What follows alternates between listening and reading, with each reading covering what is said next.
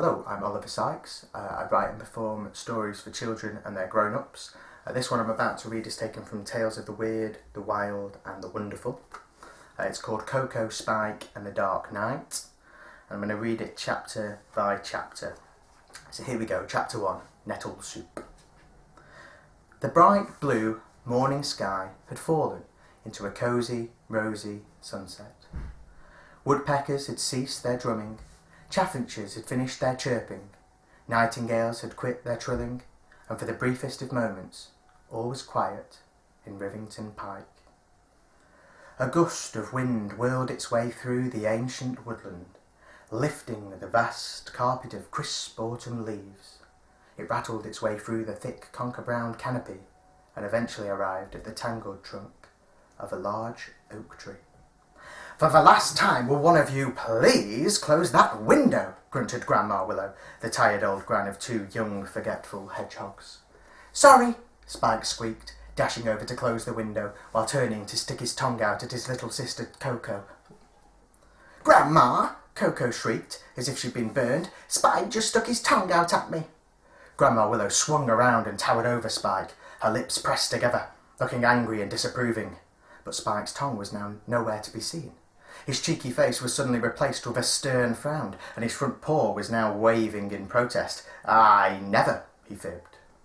Grandma Willow then turned to Coco with a grave expression. "But Grandma—" "Don't but Grandma me," she shot back, her voice rising. "Here I am, slaving away, trying to do 10 things at once, and you're lying to my face. Now sit down and eat your food in silence, both of you." She slammed 2 bowls of nettle soup down onto the table and marched back to the counter to pour a bowl for herself. Staring down sulkily at her paws, Coco sank onto her little wooden stool. At first she failed to notice Spike gyrating his habile hips in a victory dance. But then, glancing up, her eyes widened in horror. She swallowed the urge to cry out as Spike taunted her further, waggling his bristly bottom at her from the corner of the room. With Grandma Willow still ladling her soup, Spike took the mocking a step further by picking up a twig and strumming it like a guitar with his eyes closed. Coco looked on with outrage as Grandma Willow turned back to the table and caught sight of Spike posing in a rock star lunge. She dropped her bowl in shock.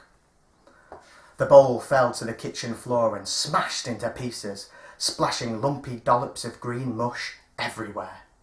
Expecting a tidal wave of screams to accompany the soup, Coco ducked beneath the table, covering her ears with her paws. Sneaking a sideways glance, she gaped as steam issued out of Grandma Willow's ears. Now clearly on the verge of an explosive anger attack, Grandma Willow screamed at the top of her lungs. "Spike!" Spike froze, his eyes wide open with horror, his mouth hanging slack. Spike mumbled, thinking desperately. "I was using this twig to itch my tummy, Grandma. That's all." Teeth and paws clenched in anger, Grandma Willow glared down at him. "Honestly, Grandma," Spike repeated. "Listen to me. You've been on your feet all day. You deserve a rest. Doesn't she, Coco?" "Well, I think you do. Why don't you have a sit down, eh?" Like a stroke of magic, Spike had stumbled upon the very word needed to pacify Grandma Willow.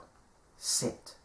For she had been scurrying around on her paws all day long, dusting, scrubbing and cooking. There was so much housework to be done that the thought of sitting down hadn't even occurred to her.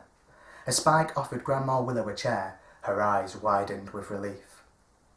"There you go," Spike said, breathing a big sigh of relief. "Now let me clean up this mess and pour you another bowl of—" "Ugh, yuck! Nettle soup! We hate nettle soup. It tastes like bogies." The words had escaped Spike's mouth before he could think. He didn't mean to say them out loud, but the moment he did, Grandma Willow froze like a plank. Coco ducked once more beneath the table, and Spike began scanning the room for the nearest exit. Grandma Willow shot out of her seat like hot lava erupting from a volcano. "Get to bed! Get to bed now!" she shrieked at the top of her lungs, her booming voice making the whole house shake dangerously like an earthquake. Without missing a beat, Spike hopped up the staircase and dived straight into his room, forgetting all about Coco, who was still hiding beneath the kitchen table. Coco sat in silence, trapped, watching as Grandma Willow's paws paced up and down on the kitchen floor. Spike's really gone and done it this time, she thought, shaking her head and rolling her eyes. Every few seconds, Grandma Willow's paws pounded the kitchen side in anger. Coco sat silent and still, waiting for the thunderstorm above the table to pass. She hadn't always had a hot temper, but over the past year, in Coco's eyes, Grandma Willow's hot temper had very much come to define her. She would send Coco to bed without supper for the tiniest things, forgetting to make her bed, forgetting to fold her clothes, forgetting to close the window. Coco often felt like she was being punished, not because of her own forgetfulness, but because of Grandma Willow's unhappiness. It was a year ago today that Mother Hazel had sadly passed. While on patrol for the Rivington Pike Guard, a small dedicated group responsible for protecting the animals of Rivington Pike, a beast had fatally attacked her. After receiving this tragic news, Grandma Willow had left her home, her friends, and the life she had built for herself in order to look after her grandhogs, Spike and Coco. It was this loss, Coco suspected, that caused Grandma Willow to act the way she did. After what felt like an age beneath the table, the pounding suddenly stopped. Taking this sign as a chance to escape, Coco slowly poked her head above the table, but to her dismay, shock and horror, she rose only to find herself eye to eye and snout to snout with her formidable grandma.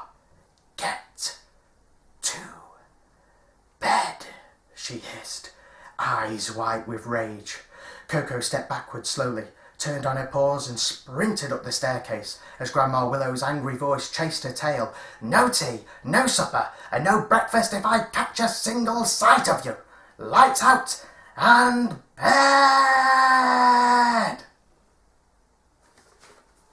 That's it. Chapter 1. Thank you for watching. There'll be more Coco, Spike and the Dark Knight coming up over the next few weeks. And if you want to crack on with the story, there is a free audiobook which you can download in the link below. So feel free to do that. Stay at home, stay safe, and take care. I'll see you all soon.